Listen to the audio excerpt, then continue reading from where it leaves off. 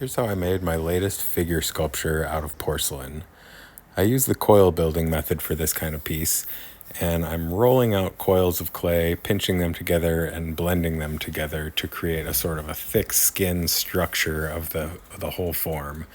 I started this piece by working with a model, taking photos from about 8 different angles, and I used those photos as a reference to build this from.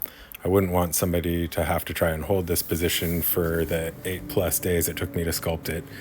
Here's where I thought I was done. The head and the arm were not quite right, so I had to do a little bit of surgery on the arm and make the head a little bit bigger, resculpted the whole face, and that made it a little bit too big to fit in the kiln normally, so I had to tilt it up on a kiln shelf like this to squeeze it in there, and it worked out. It fired up nicely.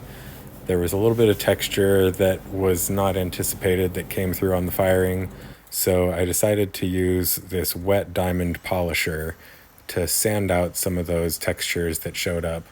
So I started with a 600 grit and went to an 800 grit just to give it a little bit of a polish, rinsed it off, and this is the finished piece.